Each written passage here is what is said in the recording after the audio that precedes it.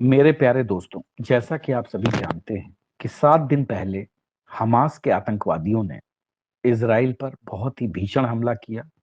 सैकड़ों इजरायली नागरिकों को, सैनिकों को, छोटे बच्चों को, महिलाओं को जान से मार दिया और बड़े विभत्स तरीके से उनकी हत्या की। दुनिया में सबका ये मानना था कि इजराइल की इंटेलिजेंस फेल्योर थी ये, जिसके कारण हमास ने बहुत ही सरप्राइजिंग तरीके से इजराइल पर एक साथ 5,000 रॉकेटों से हमला किया।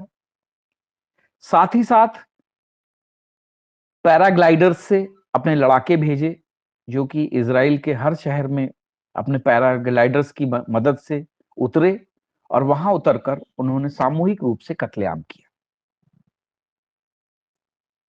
अब इसमें दो चीजें निकल के आती हैं कि इजराइल जैसा एक सशक्त देश, उसमें ये इंटेलिजेंस फेल्योर कैसे हुआ।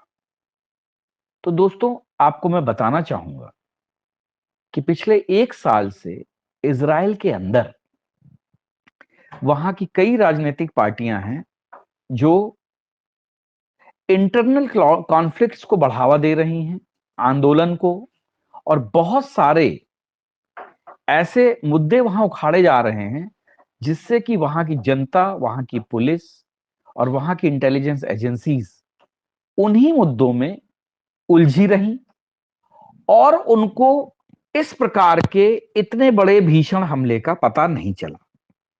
ये एक बहुत बड़ा इंटेलिजेंस फेल्योर था इजराइल के लिए, लेकिन पूरी दुनिया के लिए ये एक आंख खोलने वाला इंसिडेंट है।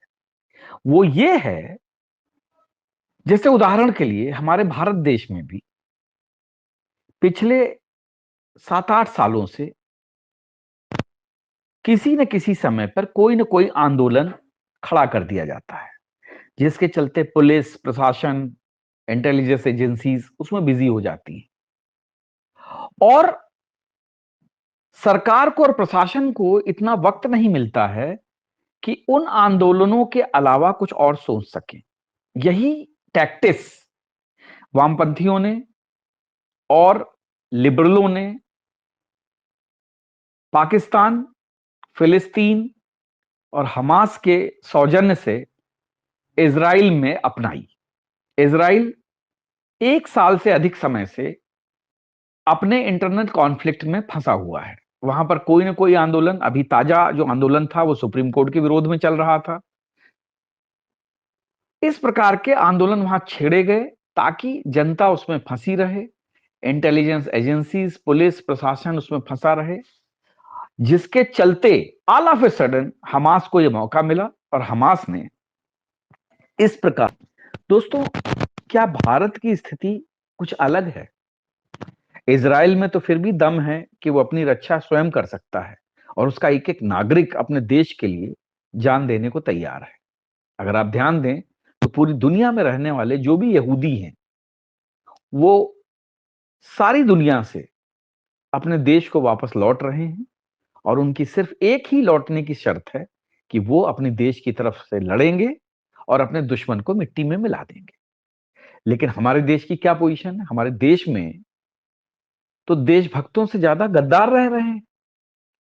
जरा सोचिए, ये जो बिना बात के आंदोलन, कभी किसान आंदोलन, तो कभी शाहीन बाग आंदोलन, तो कभी खिलाड़ियों का आंदोलन, इस प्रकार के जितने बिना किसी सिर पैर के जो आंदोलन हैं, ये जो हमारे देश में खड़े किए जा रहे हैं, क्या आपको नहीं लगता कि ये किसी बहुत बड़ी आशंका के ट्रायल हैं? क्या इनकी आड़ में जो हमारे देश के दुश्मन हैं, वो अपना उल्लू सीधा नहीं कर रहे हैं और हमारे देश पे आक्रमण करने की योजना नहीं बना रहे हैं? और जरा सोचिए कि अगर हमारे देश पे इस प्रकार का आक्रमण हुआ तो कितने लोग होंगे जो कहते हैं कि सभी का खून शामिल है यहाँ की मिट्टी में, वो यहाँ की मिट्टी के लिए खड़े होंगे? कभी सोचा आपने इस बारे में? मुझे लगता है इस बारे में सबको विचार करना चाहिए, क्योंकि देखिए, पार्टियां कोई भी हों, जब बंटवारा हुआ था तब भी इस देश में कोई ना कोई पार्टी थी। उस समय भी 10 लाख से ज्यादा लोग मारे गए, लेकिन क्या किसी नेता ने या किसी पार्टी ने उन मरने वालों के लिए कोई अफसोस जाहिर किया या उन मरने वाले लोगों को बचाने का कोई कार्य किया? कहा तो महात्मा गांधी ने भी था कि देश का बंटवारा मेरी लाश पे होगा, लेकिन क्या ऐसा हुआ? नहीं हुआ। और महात्मा गांधी वैसे ही जिंदा रहे जैसे बाकी सारे नेता जिंदा रहे। हां, जो मासूम लोग थे, जो आम आदमी थे, वो करीब 10 लाख के करीब मारे गए। तो दोस्तों, आज भी वही सिचुएशन है। आज भी हमारे नेता हमें आपको बचाने नहीं आने वाले हैं। नेता वो चाहे किसी दल के हों, हमें स्वयं बचना होगा और अपने लोगों को बचाना होगा। साथ ही साथ हमें ये देखना होगा कि हमारे देश के प्रति, हमारे समाज के प्रति कौन लोग विद्वेष फैला रहे हैं, घृणा फैला रहे हैं, और कौन लोग हमें अपने जातीय समीकरणों में या जातीय द्वेष भावना में या जातीय जनगणना के नाम पर एक दूसरे को लड़ाने का षड्यंत्र कर रहे हैं, हमें कमजोर करने का उपाय कर रहे हैं, ताकि हमारी कमजोरी का फायदा उठाकर वो हमारे देश पर, हमारे घरों पर, हमारे समाज पर कब्जा कर सके। दोस्तों, इन बातों को जरूर ध्यान करिए और समझ लीजिए कि ये जो कुछ भी हो रहा है, ये बहुत गलत हो रहा है। इजराइल एक सशक्त देश था, उसने अपने ऊपर हमला झेला और झेलने के बाद में रिटेलिएट करने में सक्षम हो गया। लेकिन हमारा देश, जो कि सबसे ज्यादा बाहरी और भीतरी दुश्मनों से घिरा हुआ है, वो किस तरह इस प्रकार के हमलों का सामना कर पाएगा, यह सोचकर भी डर लगने लगता है। विचार जरूर कीजिए, क्योंकि दुश्मन बाहर भी है और भीतर भी है। आज जो लोग हमास की तारीफ कर रहे हैं, हमास के समर्थन में खड़े हुए हैं, आप ये मान के चलिए कि मौका मिलने पर वो आपके भी खिलाफ खड़े होंगे, क्योंकि ये वो लोग हैं जो सिर्फ अपनी कौम को, अपने धर्म को मान्यता देते हैं। बाकी दूसरे लोग इनके लिए कुछ भी नहीं है। इनकी जो भी वफादारी है वो अपने कौम के लिए, अपने धर्म के लिए, ये किसी दूसरे के लिए वफादार नहीं है, ना ही देश के लिए, ना ही इंसानों के लिए।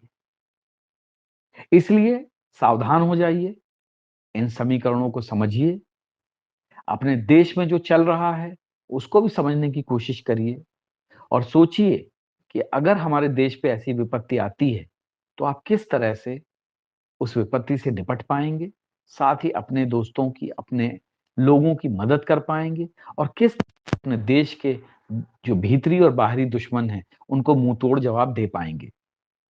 जय हिंद, जय भारत।